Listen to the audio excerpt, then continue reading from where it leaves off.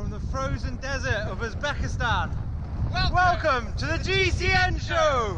Welcome to the GCN Show. Coming up, it has been a long week of waiting, but we finally get to talk about the Chris Froome controversy. We certainly do. We'll fill you in on what we know, and we also discuss why you definitely might not use salbutamol. Yeah, but don't worry, it is not all doom and Froome though. Or Froome and gloom. Or Froome and gloom, No. because we have all of our regulars as well, like the very best cycling news and designer tech this week with designer price tags to match. Yeah, and John was on the ground at the NAMO World Cup round of the cyclocross, in the right place, clearly at the right time.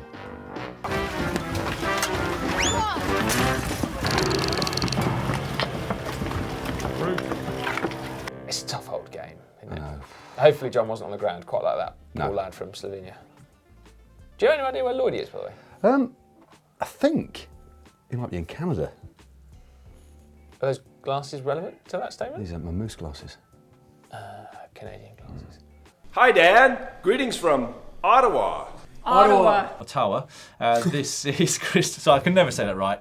Ottawa. Ottawa. But even I, as a Dane, know that's probably pronounced Ottawa. Ottawa. Here in Ottawa, we have fantastic roads, excellent beer, and even a few cycling stars. We'd like to extend to you a formal invitation to join us here in Ottawa. We'll go on some great rides, drink some really good beer, and we'll explain to you all about the wonders of the region of Ottawa.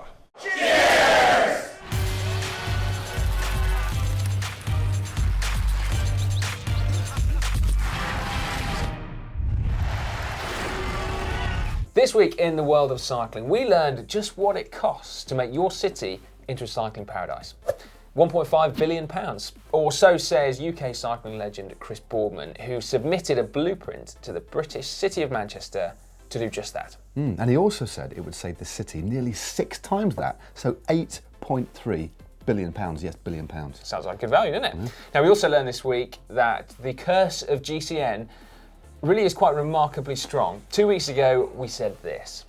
Chris Froome is going to be attempting a Grand Tour double next year. If all this preparation goes smoothly, a win there, it's got to be a distinct possibility, hasn't it? Yeah, you thought. And then a week later, this. Yeah, you can't have missed it. Chris Froome has failed a drugs test. Yeah, and rather predictably, it is a rather complicated matter. So let's take you through a timeline of Froomegate. Froomegate. You think this is another gate? I think it is going to be another Oh, gate. man. Now, the sample was taken on the 7th of September, which coincided with the 18th stage of the Vuelta a España, which Froome was leading at the time with a 1 minute and 16 second advantage over Vincenzo Nibali. Yeah, September the 20th, Froome and his team Sky are then notified by the UCI that he has returned an adverse analytical finding for salbutamol, which is a quite run-of-the-mill medication used to treat asthma, and it doesn't require any kind of formal sign-off, so no TUE in order for an athlete to be able to use it. Run of the mill maybe, but it's still a substance that is strongly regulated by WADA, the World Anti-Doping Agency, who stipulate that a rider is allowed in the urine concentration of 1,000 nanograms per milliliter. Now, Froome's sample was nearly double that, so 2,000 nanograms per milliliter. But because it isn't a substance that's banned per se like EPO, they didn't actually have to announce it publicly. No, they didn't, which is why any of us didn't hear about it until the 13th of December, when, as a result of a joint investigation by the newspapers Le Monde and The Guardian, they published their stories, and therefore we also got statements at the same time from the UCI and also Team Sky.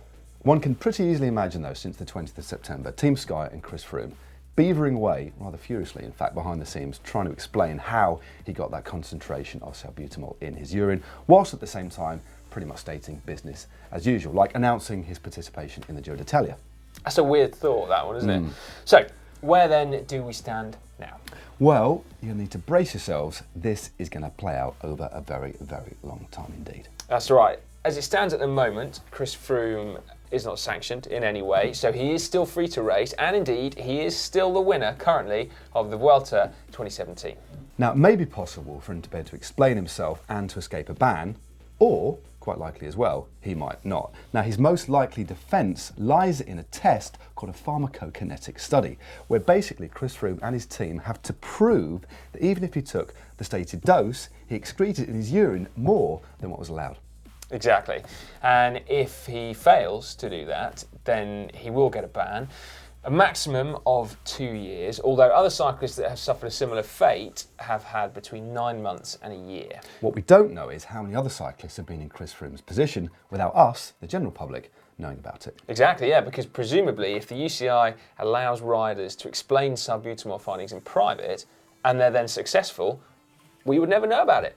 So, leaving the specifics of the Chris Froome case to one side for a moment, why might somebody take too much salbutamol? Are there any performance benefits? Well, there are studies that show that when salbutamol is ingested, there are performance enhancing benefits. Leaving aside the fact that ingesting salbutamol, so literally eating it, is actually in itself banned. Yeah, a study showed the 30-second sprint performance of a group of males, 8 trained and 7 untrained, actually improved when they took a 12 milligram daily dose of salbutamol, which is 7.5 times the amount that you take when you inhale it. And the same results were found in a group of untrained and trained women as well. Yeah, so salbutamol then, when ingested, could be a performance enhancer. And actually, interestingly, the performance benefits are most notable when it's taken as a one-off dose as opposed to a course over a period of time. So theoretically then, that would be your reason for taking too much salbutamol. Yeah, so if you're already not a big fan of Chris Froome and Team Sky, there could be some of your reasoning. So now for the counterpoint. Why would somebody not take too much salbutamol? Well, firstly, there is the obvious one, which is that as the race leader, you know that you're going to get tested at the end of every stage. And given that the test for beta agonists like salbutamol is very straightforward, you can pretty much guarantee then that if you take too much, you will get caught. Yeah, I mean, why would you take nearly 7.5 times the legal limit just to improve your 30-second sprint power, for example, let alone increasing your metabolic rate with only 3 days to go over Grand Tour? Yeah, and also bear in mind that in this case with Froome, he had twice the legal limit in his urine, so 2,000 nanograms, whereas if you were to take 7.5 times, you'd have thought that you'd return an awful lot more. Now, leaving that to one side for a moment, if you were going to cheat, you would have thought you could find something that would actually do more for your performance and actually have less chance of getting caught. If that was the way you played. You certainly would, but I think it's also worth mentioning as well that just taking a few more puffs on your inhaler has no performance enhancing effect at all. It will, of course, for an asthmatic, open up the airways, but for somebody else without asthma, there's just no effect. It's weird, isn't it? Something here, for me, doesn't add up. And I don't know what it is, but it is a bit strange. Unfortunately, we can't really say much more than that, given that there isn't a proper positive test here, there is no sanction, we just have to wait until Froome states his case, and then things will continue onwards. In fact, all you can say, really, it's just that it's a crying shame. No matter what the intent, whether it was to cheat or not, it's just a shame. I think for me, Si, regardless of the outcome of this case, the use of inhalers and the wider issue of medicine in sports, so TUEs for example, needs to be readdressed because it really does provide fertile ground. This kind of grey area, this murky grey area provides fertile ground for abuse, misinterpretation and manipulation as well. And it just further damages our beloved sport. Yeah, I agree with you. I think you probably should have put your moosticles on for that particularly heartfelt thing. I would just add one last thing, and that is to bear in mind that Chris Froome is just one man, Team Sky just one team, and professional cycling just one aspect of this sport. Yeah. And so what we could all do is go and ride our bikes, enjoy it, and then maybe it won't seem quite so bad. Can I have the moosticles now? Yeah. Thanks. Set those on, mate. It's Christmas! It's time for the cycling shorts. We thought we'd start cycling shorts this week with something that could tear them in two. Now, world champion Sagan has been training in Mallorca and sent this video from one of his core training sessions.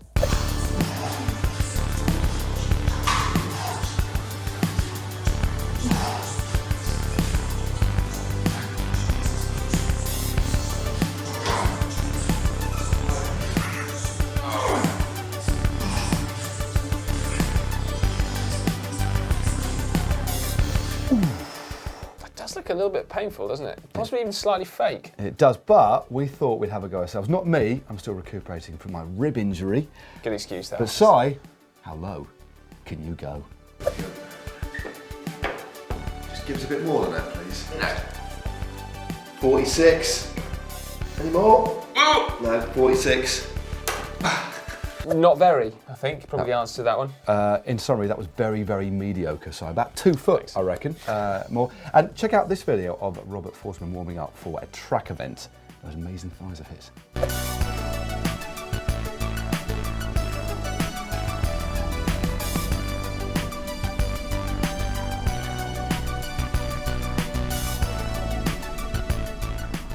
Now, we thought Cy would do better at this one. Did we think that? No. We thought no. No. Always on 3. Out of 3. Out of 3. Out of 3.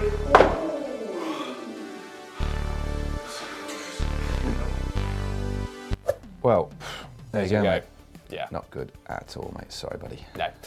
All right, sticking with some pro news now, and the Canyon SRAM team have finalised their roster for 2018 with the addition of German rider Tanja Erath, who actually secured her place on the squad by virtue of winning the 2017 Canyon SRAM Zwift Academy.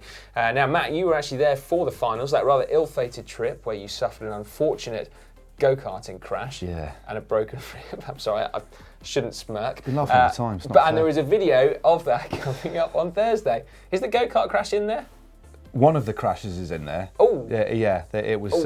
It did hurt actually, but yeah, it's going to be a great video. Yeah. But I tell you what, Tanja, she was mightily impressive. I think Really? she's going to definitely be going places. And to be honest with you, it's just as well because if she gets selected for the Giro Rosa next year, she's going to have to go up the Zoncolan. That's right, because the Monte Zoncolan was announced as part of that 2018 Women's Giro d'Italia route. It's only 10 kilometres long, but it is 12% average, which probably makes it one of the toughest climbs in Europe. That is going to be a brute for that race, isn't it? Brilliant. Is it as tough as the Taiwan Challenge though? It's not as tough as the Taiwan Challenge. Of course it's not, mate. No, it's not. Anyway, Team Lotto and El Jumbo last week sent a very, very strong message. Now, 3 riders were sent home from their pre-season training camp in Girona in Spain for taking sleeping meds outside of team supervision. Yeah, it sounds a little bit strict perhaps, but one of the riders, Juan Jose Lobato, couldn't actually be woken up by team staff initially, and so he was then sent to hospital along with 2 other riders, Antoine Tolhoek and also Pascal Inkhorn. Now, Lobato has actually subsequently been fired by the team, and the other 2 riders have a 2-month ban. I mean, you've got to take your hat off to Lotto and El Jumbo. I mean, it's a difficult decision, but I think the right decision has been made, so fair play. That really does send a clear and strong message. Sticking with Dutch news, a recent report showed that decoy bikes fitted with GPS police trackers reduce theft by 50% in areas that use them. How cool is that? That is super cool, isn't it? So these bikes were deployed 1,612 times last year, and it resulted in 1,220 arrests, which is not a bad strike rate. It's not bad at all. And organised crime saw the biggest reductions, apparently. Now, another big thumbs up for that one, but get this, we're going to get geeky now for a few minutes. Because a report published in FACEB.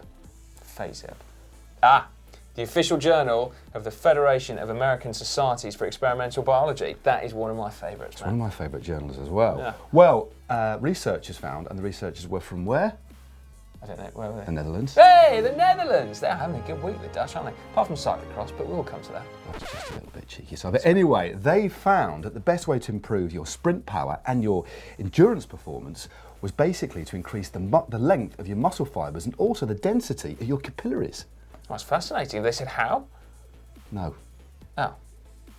Well, I mean, it is interesting, I suppose, that those are the 2 things that they've, latched onto, although it feels like it's job half done, isn't it? Just having it off, isn't it? Yeah, okay. All right. Now, we know a lot of you are into your bike packing, and so this may well be up your street, because we were catching up with former Transcontinental winner Josh Ibbott last week, and he casually dropped this into conversation.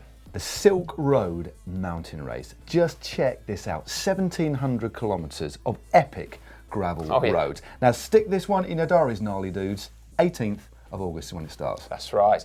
Now, unfortunately, we do have to finish cycling shorts on some really very, very sad news indeed, because former British road race champion Sharon Laws has died at the age of just 43 following a year-long battle with cancer. She was universally loved from within the sport of cycling and an exceptionally talented bike racer as well. She rode for such teams as Garmin Cervelo, Lotto Belisol and also United Healthcare.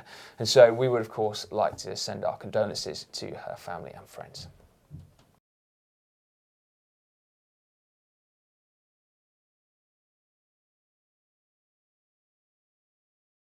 Tech of the week this week is just unsurprisingly a little bit thin on the ground, considering we're only a week away from Christmas, but we couldn't help but notice this, the Dior bike. Oh yeah, Look at that, very shiny indeed. Isn't it? Yeah, it's from the French brand Bogard. Although if you want to have Dior written on it, then you have to spend 3 times as much money on it. Although $3,200 doesn't sound too bad when you put it in the context of road bikes, particularly compared to the Louis Vuitton bike, in fact. You mean a Pinarello?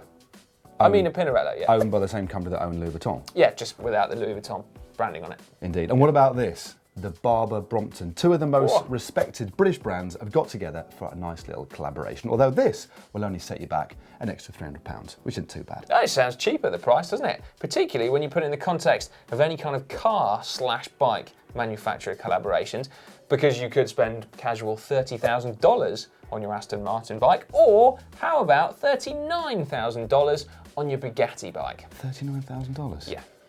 Well, that seems poor value compared to this. A bike cab made by Dutch company Van Ram called the Go Cab. Ooh. It's got room for 8 kids, okay, and it's got power assist to get them to school just that little bit quicker and on time. Nice. Well, I tell you what, it does sound pretty good. You don't need a license for this. Nope. And it's the first bike, Matt, that I've ever heard of to have reverse gear. That's pretty cool, isn't it? Yeah, we love this bike. I think it is pretty cool, but what do you think Dan would use it for? Transporting beer from A to B, perhaps? Well, hang a minute. 8 kids, rough weight equivalent.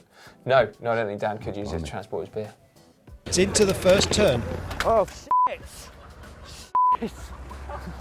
No, I have to stop. Oi, stop! So I'm here today, round 6 of the UCI Cyclocross World Cup here in Namur. It's freezing cold. I'm hoping I'm going to get some more video for you later on at the side of the track, and I'll report back then. Stay warm in there. I'm not. It is actually nice and warm in here, John. Now, after a series of regular but not uninterrupted beatings at the hands of his arch nemesis, Mathieu van der Poel, world champion Wout van Aert stormed to victory in the 6th round of the Cyclocross World Cup on the classic Namur course in Belgium. It was quite the display, wasn't it? He soloed from the first lap, building up a huge margin of victory. A minute at the line, but really it should have been more because he basically showboated for the whole of the last lap. Second place was Toonets, followed by Mathieu van der Poel, just 2 seconds back in 3rd, although we hear he was suffering from an illness. Now, the women's race saw a really surprising winner in the form of young Evie Richards of Great Britain. Now, despite a very difficult start for her because she was gridded right at the back, she picked her way through the field and took the lead on the final lap. But remember, she has got some pedigree because she was the world under-23 cyclocross champion back in 2016. True that. I remember you interviewed her whilst wearing your ridiculous bobble hat. I did. We could probably drop that in right now. Is it dropped in? Welcome to the GCN Show. Yes, there we it go. is. Yeah, there's the bubble hat. Yeah, taking the lead on the final lap, she held off Nikki Bramia, the British champion, by about 15 seconds, and Eva Lechner was 3rd, a couple of seconds back. Yeah, all the usual suspects like Sanne Cant, Sophie de Boer, Helen Wyman, and Maud Capteens all finished outside of the top 10 in a race that has proved slightly controversial from a length perspective. The women only had to contest 4 laps, whereas the men had 9. That's just a little bit bonkers. The disparity there is absolutely incredible. Surely they can just up the laps they're performing at the same time. You wouldn't have thought it'd be different, would you? Lap counter 4, 5, 6. I don't know. How many is the right length? UCI, it's not rocket science.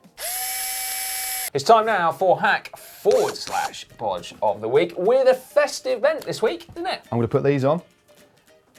Deck the halls. Festive Canadian glasses with there, boughs Matt. of holly. Right, first up, we've got this from Rob Hansen, sent in from Leek Cycling Club's Mint Pie Ride. Ooh. Now, for those of you not based in the UK, Leek is actually a town, Not isn't just it? a vegetable. No, or indeed an activity. So anyway, there we go. That's pretty.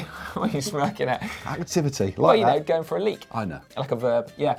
There we go, though. 2 Santa Claus, one of which looks like a Grinch on a reindeer. His bike has been. That's I tell you what. Top marks for that. Grade A Christmas hat. I mean, it's taken. I mean, the other chap with tinsel just pales into insignificance compared to that reindeer. Yeah. Anyway, next up is this over on Instagram from Kieran Blair. That's classy. Shram does Christmas. Look at that. I like that very much. Nice I also like the tree Christmas coggage. tree decoration in the background that looks very tasteful as well. It does. That I want to see a wide shot of that tree. I think that might be a Nice tasteful wide tree. shot indeed. Paul Bolton, he and his youngest were kept busy making that wreath. I like the use of zip ties there. There's lots of zip ties. It is. Yeah. Would you say festive? I mean, there's red on it. Maybe it looks better in the dark. Yeah, I do like the doorway though, the gates. That looks particularly cool. There's definitely a bit of a wreath theme coming through here. Oh, look at that one. Look at the amount of cogs. So they've got a big cog in the centre and then cogs around the outside. Deconstructed cassette wreath. Ooh. There's a Cyclist medieval vibe about that as well, isn't there? That's kind of heavy metal. I quite like that. Yeah, no, I'm feeling that as well. David Wayland. I suppose it's festive. Extra commute visibility. Got to applaud that. It's always worth having. Definitely sort of a nice blue hue to those. Like, look what somebody else has done. They haven't got a Christmas tree. This person is Nam Bizet. So no Christmas tree, a Christmas bike in the window. That doesn't look rideable, Matt, does it? It doesn't. Festive, unrideable bike. Yeah, I think it's more for decorative purposes, Si. Well, yeah, this bike also presumably isn't rideable. That's a broken dropout hanging from a Christmas tree. It looks quite classy, again, doesn't it? Not made much of an effort with the hooks there, have they? But no. 6 out of 10 for that one. Yeah, if you have enough broken dropouts, it might create something of a sparkle. Definitely, and we've got another wreath here, which that is actually something of beauty. That's wreath-tastic, and that's from Dale Robertson. So that's our best cycling wreath, I think, of the week. Super festival. Super festive. This Christmas tree, I'm impressed with. I mean, there's not much foliage there, but there is a well-decorated Hold on a minute. Scot. Yeah, you look closely. It's a bike, not a tree. Yeah, good grief. And it's also still attached to a turbo trainer, meaning that the owner, who is Rudder 140.6, could just bust out his Zwift on his Christmas tree. That just rolls off the tongue, that name, doesn't it? Yeah, it does, yeah.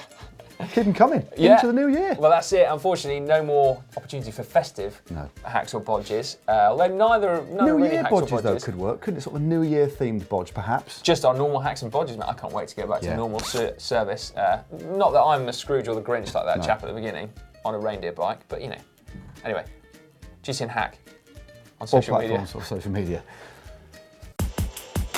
We have some results for you. The results of last week's pretty epic giveaway competition of a world exclusive, a genuine one-off red Elite Drivo turbo trainer. This does deserve a miniature drum roll, doesn't it? Got him. The winner is Carl Ibbotson. Oof. Congratulations, Carl. Well, Carl. Hopefully you can get hold of it before Christmas, where you can train your heart's content over Christmas on your very festive and seriously cool looking trainer. It's probably the most unique turbo trainer in the world, in fact. We say probably. I mean, it can't get more unique. No, that's it, isn't it? Because it is truly unique. What an amazing prize. Amazing prize. There you go, Carl. Straight on now, keeping things festive. Caption of the week, and it looks like that might be you in that picture. It is you in that picture. It is me in that picture. You like a nice winter selfie, don't you? But and the winner of the caption is Hua who says, "The moment when I realised that all GCN How to Ride in winter videos were not actually shot in winter." Quite true, really. The reason why my clothing there is looking slightly unconventional is because actually I'd gone to a destination for a bike race and had taken my racing kit, and then it got cancelled due to snow, and I thought, well, I'll go for a ride anyway. And then I was like, oh no. Oh dear, so I was a little bit unprepared. Anyway, congratulations, you get yourself a GCN Camelback water bottle, so make sure you get in touch. Now this week's photo for you guys to get your teeth stuck into is this one of poor old Matthew van der Poel. Can I get started, Matt? If you must. Right, no, this one will be good this week, this one will be good. Go on then. Matthew van der Poel having an off day. You can do better than that, you set the bar as normal, extremely low. Just an off day? Just park it, mate. Falling off? Anyway, caption it far better than Si. All right, see captions in the comment section down below. The winner, the best caption, receives a GCN bottle. Oh yeah, the first new bottle of the new year. Oh no, it's just before the new year, isn't it? It's the Christmas show, isn't it? You know what I mean? Yeah. Now, before we get on to what is coming up on the channel this week, as ever, we like to take a look through some of the amazing comments that you leave under the current crop of videos out there. And this week, of course, we had, can you be a vegan pro cyclist? We expected the internet to break under the weight of the comments. You didn't disappoint, but brilliantly, everyone pretty much seemed to love the video.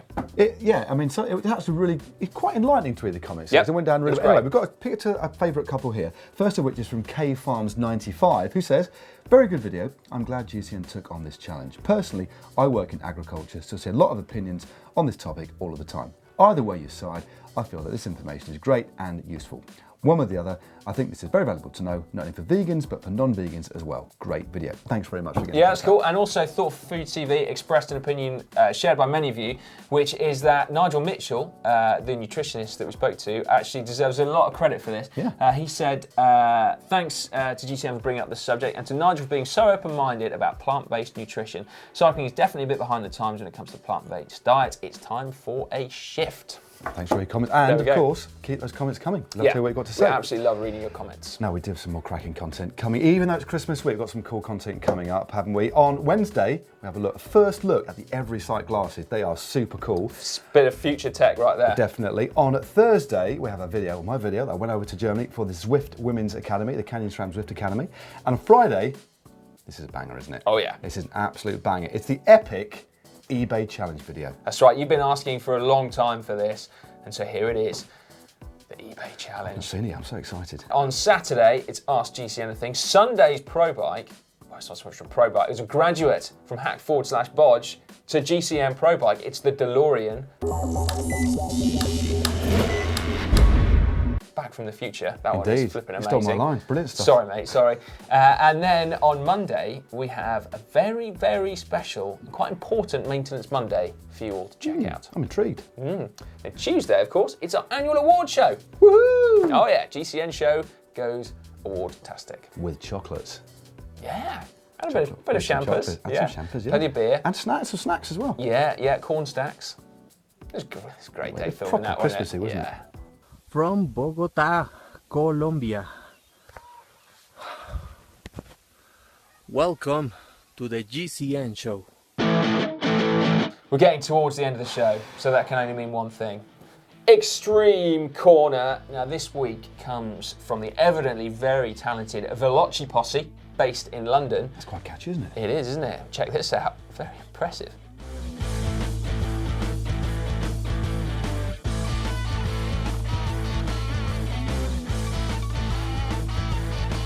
That is amazing, isn't it? The rollers, I can just about get my head around, but the catching, you know, not a lot of cyclists can do that. And it was also a non-normal sized ball as well. You see the size of a small ball. I know, remarkable skills there. Fair play. Right, unfortunately, that does bring us to the end of the GCN show for this week. Do make sure you give it a big thumbs up, despite the fairly difficult subject matter at the beginning that perhaps isn't quite as, chirpy as we might have liked for our Christmas show, but needs must. So please do give it a big thumbs up. And also make sure you subscribe to GCN if you don't already. Just click on the globe. Yeah, and for the aforementioned Can a Pro Cyclist Be Vegan video, which is an absolute cracker, please do watch it. How about clicking just down here? Yeah, or if you want to see, I really like going there, the Tektro TRP video, just how brakes are made, click just down there.